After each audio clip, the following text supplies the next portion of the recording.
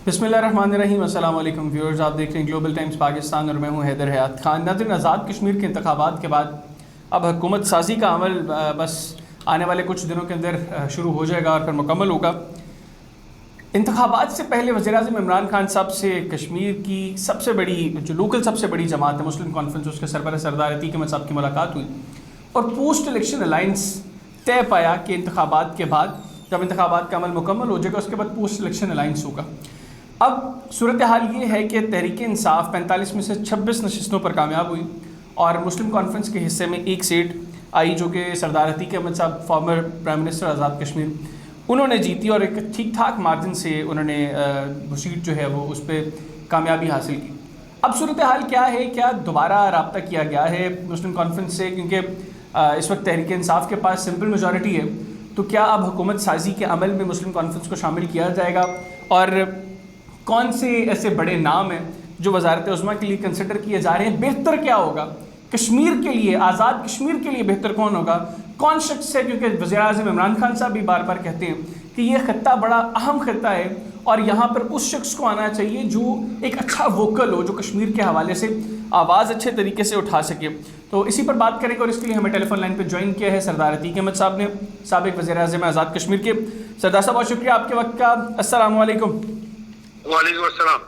सरदार साहब, सबसे पहले तो बहुत बहुत मुबारक हो, आप एक मरतबा दोबारा जो है वो आज़ाद कश्मीर असम्बली का हिस्सा बनने जा रहे हैं। खैर मुबारक खान साहब।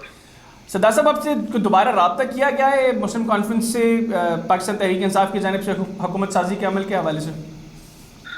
नहीं खान साहब, इंतखाबात के बाद, इंतखाबात से पहले जिसका आपने इंट्रो में जिक्र किया है उस तरह की अंडरस्टैंडिंग मौजूद थी पोस्ट इलेक्शन अलायंस, लेकिन उससे इत्तेफाक है कि पीटीआई को काफ़ी सारी नशिस्तें मिल गई हैं और शुरू इत्तेफाक है कि मुस्लिम कॉन्फ्रेंस के पास एक सीट है असेंबली में। इसलिए मैं समझता हूँ कि शायद उनको ज़रूरत भी होगी या नहीं होगी, ये भी एक सवाल है।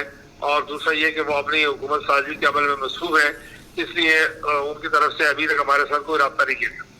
तो आप लोगों का क्या ज़हन है? अब आप लोग गवर्नमेंट बेंचेस पर बैठने लगे हैं, गवर्नमेंट बेंचेस पर बैठने का कोई इरादा है या अपोजिशन पे बैठेंगे? इस बात का फैसला पार्टी की मशावरत से किया जाएगा, क्योंकि हमारे सारे मामला जो है उनमें पार्टी में किसी न किसी सतह पर मशावरत की जानी है। 5 सीटें ऐसी हैं जिन पर के मुस्लिम कॉन्फ्रेंस ने अपने उम्मीदवारों को दस्तबरदार किया है। पीटीआई के उम्मीदवारों के हक में 4-5 सीटें ऐसी है जो दिन दिहाड़े मुस्लिम कॉन्फ्रेंस की सपोर्ट की वजह से पीटीआई जीती है और वो अमल अपनी जगह इलेक्शन के दौरान भी मौजूद था। लेकिन अभी क्या फैसला करना है, इसका फैसला जमात की आने वाले दिनों में कोर कमेटी का इजलास करेंगे और उसके बाद टिकट होल्डर्स का इजलास बुलाएंगे, क्योंकि 5 जगहों पे इलेक्शन में हमारे लोगों को तहफ़्फ़ुज़ात हैं, 5 जगह पे शदीद तहफ़्फ़ुज़ात हैं। नक्याल में आज भी धमाके 44 लगने के बावजूद लाइन ऑर्डर की सूरत ठीक नहीं है। मुजफ्फराबाद खाबड़ा में मुसलसल मुजाहरे हो रहे हैं। तो बाज़ चीज़ें ऐसी हैं जो अपने टिकट होल्डर्स के मशावरत के बाद कोर कमेटी से मशवरे के बाद फैसला किया जाएगा कि किन बेंचेस पर बैठा और क्या करना है। अच्छा सरदार साहब, जिस तरह आपने जिक्र किया कि कुछ नशस्तें थीं जो पाकिस्तान तहरीक इंसाफ मुस्लिम कॉन्फ्रेंस की हमायत की वजह से जीती है, जिनमें रावलपिंडी की सीट जो सबसे पहले जिसका रिजल्ट आया वो सीट भी उसमें शामिल थी।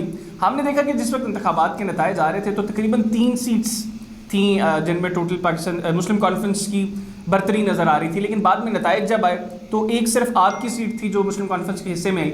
आपके ख्याल में इंतखाबी अमल शफाफ था? कोई तहफ़्फ़ुज़ात हैं आपको, मतलब आपको ज़ाती हैसियत में कोई तहफ़्फ़ुज़ात हैं इसके अंदर? देखिए ऐसे है खान साहब, ऐसे है कि इलेक्शन में सीट का बढ़ना घटना कोई मान ही नहीं रखता। अगर आप माजी करीब में नजर डालें तो कुछ अर्सा पहले तहरीक इंसाफ पाकिस्तान के पास इमरान खान साहब की सिर्फ एक नशिस्त थी असेंबली में और दूसरी कोई सीट नहीं थी। उसके बाद अगर आप तहरीक इंसाफ आज़ाद कश्मीर को देखें तो आज़ाद कश्मीर में एक नशिस्त भी नहीं थी तहरीक इंसाफ के पास, और सुल्तान महमूद साहब जो है वो ज़िमनी इलेक्शन में जीत कर आए थे और उनके पास एक नशिस्त उनको आज़ाद कश्मीर मिली थी। इसलिए इससे मैं इस पर मैं कुछ नहीं कहना चाहता, लेकिन मैं ये कहना चाहता हूँ कि आज़ाद कश्मीर में रियासती जमात का जो वजूद है और रियासती जमात की जो अहमियत है और रियासती जमात का जो किरदार है, क्या उसकी अदम मौजूदगी में कोई गैर रियासती जमात वो किरदार अदा कर सकती है? क्या मुस्लिम कॉन्फ्रेंस को गैर रियासती जमातों से सब्सिट्यूट किया जा रहा है, रिप्लेस किया जा रहा है? ये हुकूमत पाकिस्तान को इन बातों पर संजीदगी से गौर करना चाहिए। میں بعض باتوں کی جزیات میں نہیں جاتا، اس لیے کہ ہم جو بات یہاں کرتے ہیں وہ سرحد پار دشمن کا میڈیا اسے پاکستان کے خلاف استعمال کرتا ہے.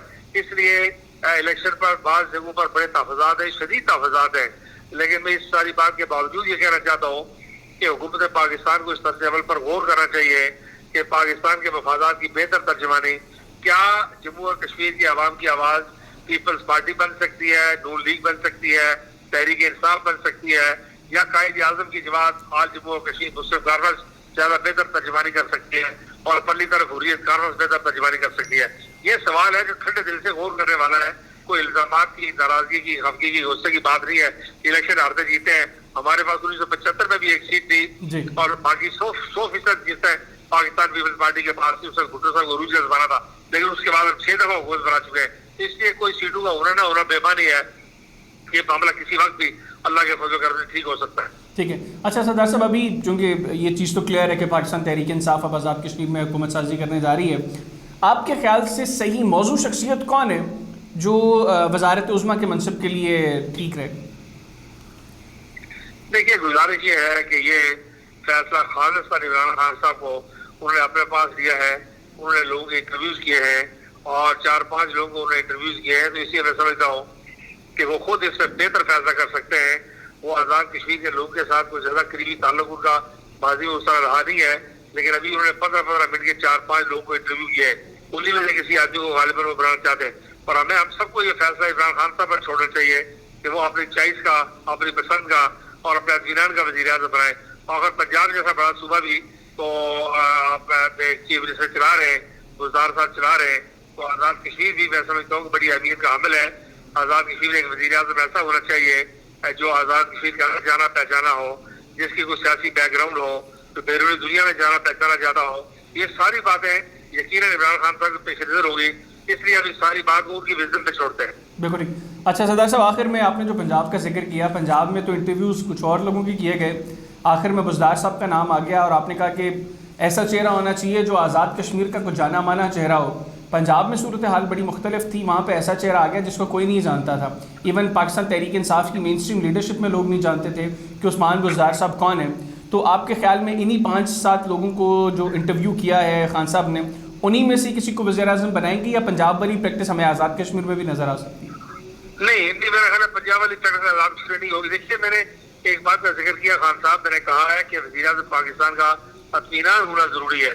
پنجاب میں بے شک یہ نیا چہرہ ہے، لیکن کم از کم پرائم منسٹر پاکستان مطمئن ہے تو ان کو اپنی ٹیم کا ایک ایسا ممبر دستیاب ہے بزدار صاحب کی صورت میں جو وہ کمفرٹیبل فیل کرتے ہیں، وہ ٹیم کپتان ہے. اسی طرح آزاد کشمیر میں بھی جہاں وہ کمفرٹیبل فیل کریں وہی شاید زیادہ بہتر ڈیلیور کر سکے. لیکن یہ جو لوگ انہوں نے انٹرویوز کیے ہیں، انہی میں سے کسی آدمی کو میرا خیال ہے بنایا جائے گا اور انہی میں سے بنانا چاہیے. یہ بہتر لوگ انہوں نے سلیکٹ کیے، 5-6 آدمی جو ہیں، ان میں سے کسی بھی آدمی کو موقع دیں گے تو وہ یقیناً جو ان کے زیادہ اعتماد کا ہوگا اور وہ کمفرٹیبل رہیں گے. سردار صاحب بہت شکریہ آپ کا، آپ نے اپنا قیمتی وقت مجھے دیا. ابھی ہمیں ٹیلی فون لائن پہ جوائن کیا ہے سردار تنویر الیاس صاحب نے، کشمیر سے لیجسلیٹو اسمبلی کے ممبر الیکٹ ہوئے پاکستان تحریک انصاف کے ٹکٹ پر اور ممکنہ وزیر اعظم بھی ہیں آزاد کشمیر کے. سردار صاحب بہت شکریہ آپ کا. سردار صاحب، سب سے پہلے مجھے یہ بتائیے گا کہ یہ اپوزیشن کی جانب سے، خاص طور پر نون لیگ کی جانب سے یہ جو الزام ہے کہ انتخابی عمل شفاف نہیں ہے اور وہ کوئی دھرنے دینے کا بھی کوئی منصوبہ رکھتی ہیں، آپ کے خیال میں انتخابی عمل شفاف تھا؟ کیونکہ جو سیٹ اپ تھا کشمیر کے اندر، چونکہ کشمیر میں آئینی طور پہ کوئی نگران سیٹ اپ نہیں آتا، تو وہاں پر جو گورنمنٹ تھی الیکشنز کے وقت وہ پاکستان مسلم لیگ نواز کی تھی، آج بھی پاکستان مسلم لیگ نواز کی گورنمنٹ ہے. تو آپ کے خیال میں انتخابی عمل شفاف تھا یا کوئی اس کے اندر کوئی دھاندلی شاندلی ہوئی ہے؟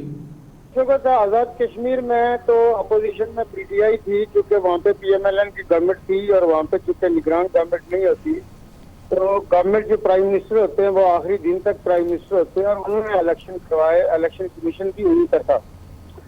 الیکشن کمشنر اور اس کے ممبران سارے کے سارے جناب محترم راجہ فاروق صاحب سے اپوائنٹ کیے ہوئے تھے.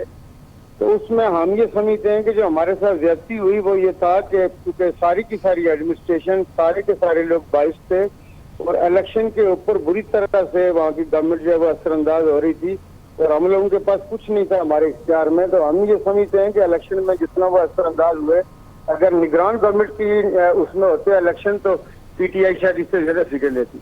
ٹھیک ہے. اچھا، تو مجھے یہ بھی بتائیے گا کہ آپ نے پوسٹ الیکشن الائنس کیا تھا مسلم کانفرنس کے ساتھ اور ابھی یہ خبریں سننے کو آ رہی ہیں کہ شاید پاکستان تحریک انصاف اکیلی، چونکہ سمپل میجورٹی ہے تو اکیلی گورنمنٹ فارمیشن کی جانب جا رہے ہیں. تو اب جو پوسٹ الیکشن الائنس آپ لوگوں نے کیا تھا، آپ وہ وعدہ پورا کریں گے مسلم کانفرنس کو، کیونکہ ایک سیٹ سردار عتیق احمد صاحب نے جیتی ہے، آپ ان کو گورنمنٹ فارمیشن میں حصہ بنا رہے ہیں آگے، یا اکیلے پاکستان تحریک انصاف اپنی گورنمنٹ بنائیں گے؟ دیکھیں اس میں ایسے ہے کہ چونکہ ہم نے کوئی 5-6 مذہبی جماعتیں ہیں جن کے ساتھ ہمارے انتخابی اتحاد ہوئے تھے، جس میں جمعیت علماء اسلام ہے، جمعیت علماء جموں کشمیر ہے، سنی تحریک ہے، جعفریہ سپریم کونسل ہے، مجلس الوحدت المسلمین، بہت ساری جماعتوں کے ساتھ ہماری انتخابی ایڈجسٹمنٹ بھی ہوئی، اتحاد بھی ہوئے. اور مسلم کانفرنس کے ساتھ بھی ایک حد تک یہ تھا کہ ٹھیک ہے آپ الیکشن لڑیں، ہم بھی الیکشن لڑتے ہیں، اور پھر پوسٹ الیکشن کا میکینزم ہوگا تو وہ ابھی دیکھتے ہیں پارٹی کی مرضی قیادت کیا ڈیسائیڈ کرتی ہے. ٹھیک ہے. اچھا آخر میں یہ بھی بتا دیں کہ آپ وزیر اعظم بننے جا رہے ہیں آزاد کشمیر کے، کیونکہ ابھی خبریں تو یہی ہیں کہ الیکشن سے پہلے بھی یہی چل رہا تھا کہ آپ شاید آزاد کشمیر کے اگلے وزیر اعظم ہیں. تو بیرسٹر صاحب کے ساتھ کوئی معاملات طے ہو گئے ہیں؟ دیکھیں ہم نے اپنے طور پہ کسی عہدے کے لیے پیش بھی نہیں کیا، نہ میں پہلے بھی یہ کہہ رہا تھا کہ کوئی ایسی چیز ہے. یہ چونکہ پروگیٹو ہے چیئرمین کا اور مرکزی قیادت کا، تو وہ کیا ڈیسائیڈ کرتے ہیں. امیدوار یقیناً کسی بھی پوسٹ کے لیے ایک سے زیادہ ہوتے ہیں، لیکن اس کو ہم نے چیئرمین پہ اور مرکزی قیادت پہ چھوڑا ہوا ہے کہ وہ کس عہدے کے لیے کن لوگوں کے بارے میں ڈیسائیڈ کریں. ایسا ہمیں یہ ہے کہ ہم عمران خان صاحب کے ورکر ہیں، اور وہ جو ہمیں اسائنمنٹ دیں گے انشاءاللہ ہم کریں. ٹھیک ہے، بہت شکریہ سردار تنویر الہی صاحب آپ کا، آپ نے اپنا قیمتی وقت مجھے دیا. آج کے پروگرام سے اتنی، اگلے پروگرام تک کے لیے حیدر حیات خان کو اجازت دیجیے. اللہ حافظ.